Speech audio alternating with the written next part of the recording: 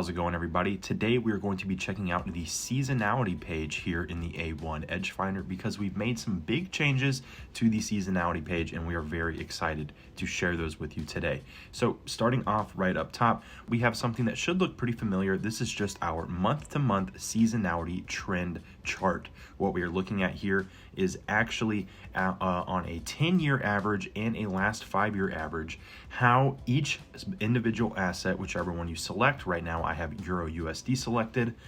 You can see how that pair trends month to month. So if we start all the way back in January on the 10-year average, we can see that it is a little bit up in the month of January, historically speaking, when averaging together the last 10 years, and even more so when you average together the last 5 years. You can see the blue is the last 10 year and the red is the last 5 years. We also have the current year average as well. So you can see in the month of January, historically speaking, over the last 10 years and over the last 5-year averages, it does tend to perform bullishly, and that was certainly the case in January of this year as well. If we move on, we can look at this current month, September, and again, historically speaking, over the last 10 years and over the last 5 years, it tends to trend bearishly, which has been the case this year as well. If we scroll down just a little bit, we get a little more in depth and we can see week of the year seasonality, starting all the way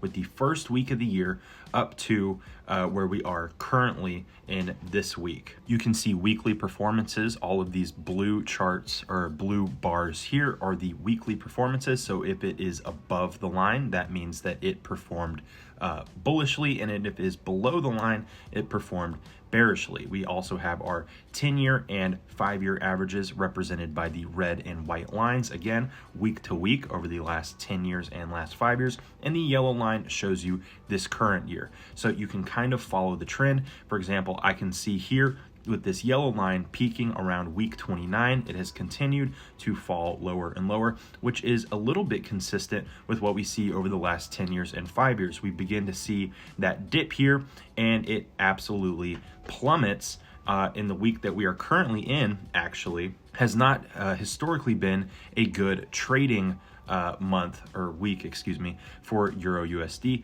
But after this week, historically speaking, we do see a rise in the trend for Euro USD. So that could be something to look out for. And then breaking it down even further, we have day-to-day seasonality. We can actually check how Euro USD and all of the other assets that we track here in the Edge Finder trend day to day, again, on a 10-year, 5-year, and this year's current average value. I think seasonality is a really interesting and really useful tool to kind of compare and contrast how certain assets trend month to month, week to week, and even day to day, because oftentimes we begin to see these patterns. You know, for this month example, in September, over the last 10 years and last 5-year averages, it does tend to perform bearishly, which has been the case this year in September as well.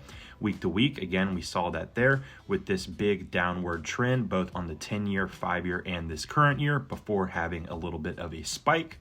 And then we can also see that exact same trend day to day as well. So a few different ways that you can take a look at it. And again, we have that listed for all of our different assets that we track here in the Edge Finder.